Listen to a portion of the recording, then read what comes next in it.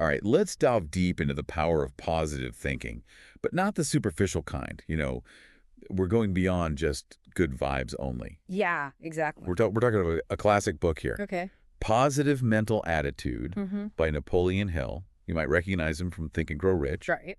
This one he wrote with W. Clement Stone, and it's all about what the title says it gives, Positive mental attitude. but it really digs into the how. Like, Yeah. how can a positive attitude lead to actual change in your actions and what you achieve? It's interesting because a lot of people think positive thinking is just kind of this fluffy concept. Mm-hmm. But this book is packed with real-life examples and principles you can actually use. It's about seeing positive thinking in action. Okay, so I'm intrigued, but before we go any further, can we define positive mental attitude? Sure.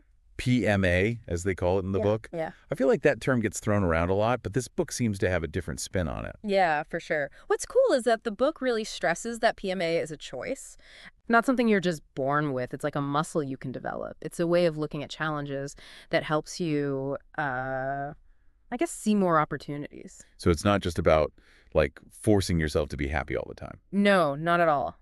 The authors compare PMA to a key. A key. Yeah, like it opens doors that a negative attitude would keep shut. I get that, but honestly, when I've tried to force myself to be positive, it's always felt kind of fake. Right? So how do you shift your whole mindset if you don't really feel it? That's where the practical side comes in. The book isn't about pretending everything's perfect. Okay. It's about building habits, mental habits, that help you approach problems differently. So give me an example. How does this actually work in real life? Well, take W. Clement Stone, the co-author. Okay. This guy went from selling insurance door to door to leading a massive insurance company. He totally shifted his mindset, and took consistent action. So it's more like a positive attitude helps you take the right actions, not like it magically makes good things happen? Exactly. The book really highlights that success isn't just about talent or resources. Okay. It's about how you use your mindset to work through challenges. So mindset is a tool. Definitely. All right, I'm on board. So if I want to cultivate some of this PMA, Yeah. where do I start? What are the big principles in this book? Well, one of the most important ones is having a clearly defined goal. Okay, yeah, that makes sense. It sounds basic, but they really emphasize knowing what you want. Mhm. It's setting a destination before you start a road trip. Without a clear vision, you're just driving around aimlessly. Yeah, if you don't know where you're going, any road will take you there. Exactly. And once you have that goal, the next principle is believing in yourself. Okay. It's about quieting that inner critic. Easier said than done? Right. But it's about having the confidence to take risks, even when you're facing those what-ifs. This is where I struggle. We all have doubts. Of course. How do you get past that feeling of not being good enough, especially when you're trying something new? The book actually dives into that. It talks about these inner enemies. Inner enemies? Yeah, fear, doubt, procrastination, and laziness. They give you strategies to combat them. Okay, hold on. So it's not just about thinking positive. It's about recognizing those negative thoughts and actually doing something about them. Yes, and they acknowledge that these are normal struggles. Okay. It's about not letting those negative thoughts control you. Okay, so what does that look like in practice? If I'm terrified of public speaking, am I just supposed to jump on stage tomorrow? No, not at all. Okay, good. The book suggests taking small steps. Okay. Maybe start by practicing in front of a mirror, then with a friend, then a small group. It's about building your confidence gradually through action. That's a good point. Break it down into baby steps. But what about doubt? Sometimes that voice in my head is just louder than any positive affirmation I can come up with. Right, and for doubt, they recommend focusing on your past successes. Remind yourself of times you achieved goals, overcame obstacles. It's about building evidence for your own abilities. Yeah, I actually tried that recently, made a list of all the successful projects I'd finished. Oh, really? Yeah, and it actually helped. Hey, I did that, I can handle this too. Exactly. And the book also talks about the importance of surrounding yourself with supportive people. Yeah, that makes a difference. Their encouragement can be like a shield against those self-doubt arrows. I like that analogy. Okay, so we've tackled fear, doubt. What about procrastination? Oh, procrastination. I am the queen of putting things off, especially if they feel overwhelming. While the book suggests breaking down large tasks into smaller chunks, Okay. makes them less intimidating and more achievable. Yeah, it's less about climbing the mountain and more about putting one foot in front of the other. Exactly. Okay, what about laziness? They address that too. It's about self-discipline, forming positive habits. They suggest that laziness often comes from a lack of motivation or clear direction. So by setting specific goals and making a plan, you give yourself a sense of purpose. It's switching from I have to I want to. That's an interesting point. When you're excited about something, it's so much easier to, like, get started. Oh, It's not about forcing yourself. exactly. And they also mention the impact of your physical health on your mental attitude. Right. When you're Hmm. feeling sluggish, it's harder to be positive and productive. Well, for sure. If I'm running on fumes, it's hard to be enthusiastic about anything. So taking care of yourself, like sleep, good food, exercise, all that plays into this too. Absolutely. Taking care of yourself physically sets the stage for mental and emotional well-being. It's all connected. Okay, this is all starting to make more sense now. Sure. It's not just about thinking positive thoughts. Mm. It's about creating a whole lifestyle that supports that positive mindset. Yeah, that's it. It's about understanding that your thoughts, actions, and even your physical health all play a role in cultivating that positive mental attitude. Awesome. We've laid a good foundation here, defined PMA, Mhm. talked about its importance, and even touched on those inner enemies that get in the way. Yeah. But I feel like we've just scratched the surface. Oh, definitely. There's so much more to unpack. Like the book's concept of the cycle of prosperity and how that positive feedback loop works is super interesting. That cycle of prosperity thing, that's where it gets really juicy for me. We got to dive into that next time. You know, one thing that really struck me about positive mental attitude is how much it stresses actually using these ideas. Yeah. Like, it's not enough to just know the concepts. Totally. You got to put them into practice. It's like they give you this toolbox for building a more positive mindset. Mm-hmm. You can't just admire the tools. No. You got to pick them up and use them. It's like any skill, really. Right. You can read all about playing the piano. Yeah. But you won't be a virtuoso until you actually practice. And changing your mindset, it's kind of like breaking a bad habit, right? It is. Takes effort, consistency, Yeah, and sometimes you slip up. for sure. The book even talks about those, what were they?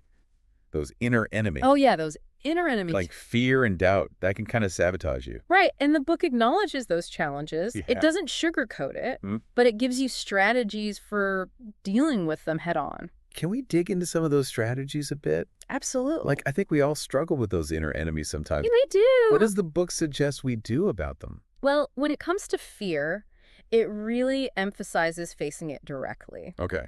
The book suggests that often the things we're most afraid of aren't actually as scary as we make them out to be in our minds. Oh, I know what you mean. And the more we avoid them, the bigger and scarier they seem. Yeah, like when you have to make a phone call you're dreading Right. and you put it off all day and it just looms over you. Exactly. And then you finally make the call. Yeah. And it's not nearly as bad as you thought it would be.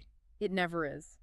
So the book is saying, like, gradually expose yourself to the things you fear. Yes, and it also recommends using affirmations Yeah. to counter those negative thoughts that can fuel fear. Affirmations, those are tough for me. Really? Yeah, sometimes they feel cheesy Oh, yeah. or like I'm lying to myself. Oh, I get that. Like, how do you make them actually work? Well, the key is to choose affirmations that resonate with you personally Mhm. and to use them consistently. Consistently. The book suggests that even if you don't fully believe them at first, Okay. by repeating those positive statements over and over, you can actually start to shift your thinking patterns. So it's about repetition, Yeah. like creating a new groove in your brain Exactly. by playing the same record over and over again. It is. It's about consciously replacing those negative thoughts Mm. with more positive and empowering ones. Okay, that makes sense. What about doubt? Oh, doubt. That's another one that can really paralyze me. Yeah, doubt is tough. How does the book address that? One strategy it suggests is to focus on your past successes.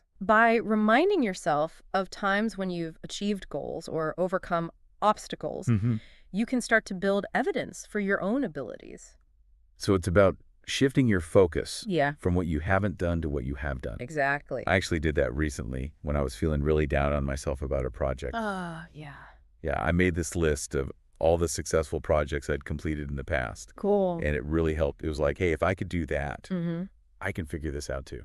That's great. It's about harnessing the power of your own experience to combat those doubts. I like that. And the book also talks about surrounding yourself with supportive people. Oh, yeah. People who believe in you and your abilities. We all need those cheerleaders in our lives, right? Absolutely. Their encouragement can be like a shield against those self-doubt arrows. Okay, so we've covered fear, doubt. Now let's talk procrastination. Oh.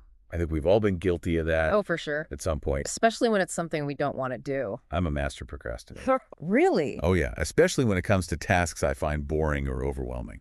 Well, the book suggests breaking down those large tasks Yeah. into smaller, more manageable chunks. Yeah, that's a classic productivity tip. It is. But it really does work. Right. It's like that saying, how do you eat an elephant? Yeah. One bite at a time. Exactly. So instead of staring down this huge mountain, Yeah. you just focus on that next step. And another strategy they suggest is setting deadlines, Okay. even if they're self-imposed deadlines. Oh, yeah, deadlines definitely work for me. Yeah. Sometimes I even set fake deadlines just to, like, get myself going. Whatever works. Yeah, Right. exactly. The point is to find those strategies that help you overcome that procrastination. And take action. Yeah, exactly. Okay, so we've covered fear, doubt, and procrastination. Mm-hmm. What about laziness? Is that something the book addresses directly? It does, and it emphasizes self-discipline and developing those positive habits. You know, they suggest that laziness often comes from a lack of motivation or clear direction. Right, like you don't know where to start. Exactly, so you just don't. So by setting clear goals and creating a plan, Mm-hmm. you give yourself a sense of purpose. It's about shifting that mindset, right? It is. From I have to do this to I want to do this. Exactly. And when you're excited about something, Yeah. it's so much easier to get moving, you know? It's not about forcing yourself. Yep. It's about finding that internal drive. And the book also highlights the importance of taking care of your physical health. Oh, right. We talked about that. When you're feeling tired and sluggish, Yeah. it's so much harder to muster that energy and If enthusiasm. you're running on fumes, Yeah. it's going to be tough to be positive and productive about anything. Taking care of your physical health sets the stage for mental and emotional well-being. It's all connected. So we're talking sleep, Yeah. nutrition, exercise, All that good stuff. all those basic self-care practices. Exactly. Okay, I'm with you. It's about creating a lifestyle that supports that positive mindset. I love that. And remember, you don't have to overhaul your entire life overnight. Take small steps. Small steps. Just focus on making those small positive changes each day. Progress, not perfection. Right? Exactly. And remember, cultivating a positive mental attitude, Yeah. it's a journey, not a destination. It's ongoing. Yeah, there will be ups and downs. Challenges, for sure. But the key is to keep learning and growing and keep moving forward. Exactly. Couldn't have said it better myself. Okay, so we've talked about those inner enemies, Mhm. some practical strategies for combating them. We have. But earlier you mentioned this concept of the cycle of prosperity. Oh, yeah. That really piqued my interest. Can we dive into that a bit? Absolutely. The cycle of prosperity, that's a core concept in the book. Okay. It's this idea that positive thoughts lead to positive actions. Yeah. Which lead to positive results. Okay. Which in turn reinforce a more positive attitude. So it's like this upward spiral of success. It's this positive feedback loop. Okay, I love that. It's recognizing that your thoughts, your actions, your results, Yeah. they're all interconnected. So when you focus on positive thoughts, Mm-hmm. you're more likely to take positive actions, Right. which then increases your chances of getting positive results. And when you see those positive results, Yeah. it strengthens your belief in the power of a positive mental attitude. And that fuels more positive thoughts and actions. Exactly. It's like this beautiful cycle. I love that. But it also seems like it would be easy to get stuck. Where do you mean? Like either at the beginning of the cycle or somewhere along the way. Yeah. Like, what if you're struggling to even have positive thoughts in the first place? Mhm. Or what if you take action, but you don't see the results you were hoping for? Those are great questions, and the book acknowledges that. Okay, good. It's not always easy to maintain this cycle. Right. That's where those strategies we talked about earlier come in. Like if you're struggling to have positive thoughts, practicing gratitude, using affirmations, Right. those can help shift your perspective. Okay. And if you're taking action but not seeing results, it might be time to reevaluate. Roles your approach. Exactly. So it's about being flexible Yeah. and adjusting your course as needed. The cycle of prosperity is not a rigid formula. Right. It's a dynamic process that requires ongoing attention and effort. Okay. I like that it's a process. Is. I love this idea of a positive feedback loop, but it also makes me think about those times when life throws you a curveball. Yeah. Those Yeah. unexpected challenges. Mm-hmm. That can really knock you off balance. It happens. How do you maintain a positive mental attitude when you're dealing with something difficult or painful? That's a really important point, Yeah. and the book addresses it directly. Okay, good. A positive mental attitude is not about denying or ignoring negative emotions. Okay. It's about acknowledging those feelings, but choosing to focus on solutions. Instead of dwelling on the problem. Right. It's about reframing those challenges as opportunities for growth. So it's about asking yourself, like, what can I learn from this situation? Exactly. Or how can I use this experience to become stronger? You got it. It's about building a mindset that allows you to navigate those ups and downs Yeah. with resilience and optimism.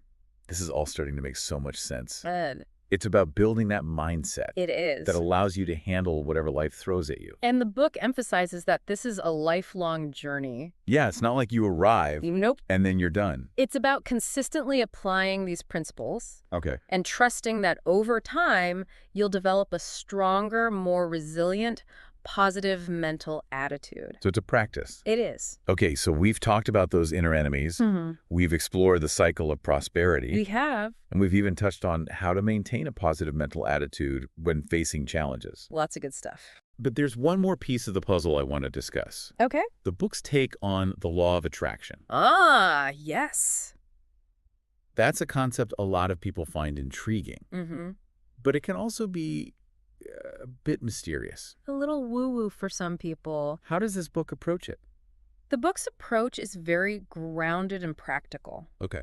It suggests that a positive mindset can create a sort of magnetic force Okay. that attracts positive experiences and opportunities into your life. So it's not about wishing for things to happen magically. No, it's about aligning your thoughts and actions with your desires. So it's more about putting yourself in a position to succeed Yes. rather than just passively hoping for good things to happen. Exactly. And it's not just about material possessions or success. Okay. It's about attracting positive relationships, experiences, opportunities for growth.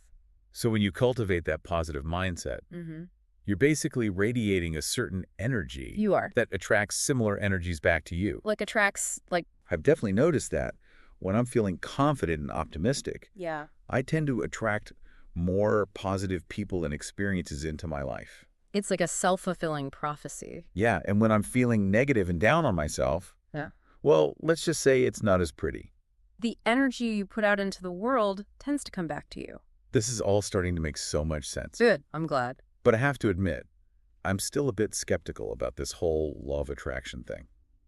That's understandable. It almost sounds too good to be true. I get it. And the book acknowledges that the law of attraction is not a magical formula. Okay. It's about more than just thinking positive thoughts. Right. It's about taking action, being persistent, and staying open to opportunities. So it's about creating the conditions for success. Yeah. Rather than just sitting back and waiting for good things to fall into your lap. And the book also emphasizes gratitude. Oh, gratitude. We love gratitude. By appreciating the good things you already have, Yeah. you cultivate that sense of abundance. And that attracts even more positivity into your life, It's about shifting your focus from what you lack. what you have. Exactly. Okay, that makes a lot of sense. This actually brings us to another interesting part of the book. What's that? It's discussion of spirituality Okay. and its connection to positive mental attitude. Spirituality, that's a topic that can sometimes feel a little out there for me. I hear you. But I'm curious to hear how the book approaches it. The authors emphasize that spirituality is not necessarily about religion or dogma. Okay. It's about having that sense of connection to something bigger than yourself. Okay. A source of strength and guidance that can help you stay grounded and positive. Even in the face of challenges. Exactly. So it's about finding that sense of purpose and meaning beyond, the everyday ups and downs of life. Exactly. And the book suggests that this connection to something greater Yeah. can be a powerful source of resilience, Okay. helping you maintain that positive outlook even when things get tough. I can see how that would be true. When you have faith in something beyond yourself, it can give you hope and perspective. Absolutely. And the book doesn't prescribe any specific beliefs or practices. Okay. It encourages readers to find what resonates with them personally. So it's about finding what nourishes your soul Yeah. and helps you feel connected to something greater. And they suggest that cultivating this spiritual connection can be a powerful tool for strengthening your positive mental attitude and living a more fulfilling life. This has been such an enlightening conversation. It has. We've covered so much ground, explored so many fascinating concepts. I agree. But there's still one more part of our deep dive to go. We do. We're going to get even more specific about how to apply these principles in everyday life. That's right. So stay tuned, deep divers. Yes. We'll be back soon with even more insights. To help you unleash the power of positive mental attitude. Okay, we're back, ready to wrap up our deep dive into positive mental attitude. Yeah, we've covered a lot. From defining PMA and tackling those inner enemies to that whole cycle of prosperity thing. Right. And the law of attraction. But now, let's get practical. How can people listening actually use this stuff in their lives? Well, the good news is the book is packed with exercises and strategies to help you do that. So hit me with some of those actionable tips. What can people start doing today? One simple thing they recommend is starting each day with a clear intention. Take a few moments to actually visualize yourself achieving your goals. It's like setting the tone for a successful day. So it's about being proactive with your mindset, not just letting the day happen to you. Exactly. By directing your thoughts towards what you want, you're basically priming your mind for success. I like that, like giving your subconscious a roadmap. What else? Another practice is gratitude. Whether it's keeping a journal, writing thank you notes, or just taking a few minutes to think about what you're grateful for, it can really make a difference. Oh, I'm a big believer in gratitude. It's amazing how shifting your focus to the positive can boost your mood. Yeah, but it's not just about feeling good. They say gratitude actually cultivates a mindset of abundance. When you appreciate what you have, you open yourself up to receiving even more. So it's like a positive feedback loop. The more grateful you are, the more you have to be grateful for. Exactly. This is making me want to start a gratitude journal right now. You should. It's a simple but powerful practice. And another thing they talk about is your environment, surrounding yourself with positive influences. That makes sense. The people you're around, the things you read and watch, it all affects you. Absolutely. If you're constantly exposed to negativity, it's going to be tough to stay positive. So seek out people who lift you up, content that inspires you. Create an environment that supports your growth. Yes. And of course, we talked about taking care of your physical health. Right. Can't forget that. It's all connected, Yeah. right? Mind, body, spirit. They encourage readers to prioritize self-care. Sleep, good food, exercise, all of it. And remember those affirmations we talked about? Oh, yeah. I'm Yeah. still not sure about those. I know, sometimes they feel a bit forced. But if you choose ones that resonate with you and you use them consistently, they can really make a difference. So it's like planting seeds of positivity and watering them until they grow. I like that. But remember, it's not enough to just think positive thoughts. Right. You got to take action. Exactly. Well done is better than well said, right? Exactly. Break down those goals into smaller steps, celebrate your wins along the way, and remember progress, not perfection. This has been such a great deep dive. I feel like we've been given a roadmap for a more fulfilling life. And I hope everyone listening feels ready to start that journey. The power of positive mental attitude. It's not about pretending everything's perfect. No, it's not. It's about choosing to approach life's challenges with optimism Believing in yourself. and knowing you have the power to create the life you want. That's the key. Thanks for joining us on this deep dive into positive mental attitude. It's been a pleasure. We encourage you to check out the book for yourselves. It's full of wisdom. And until next time, keep those minds positive.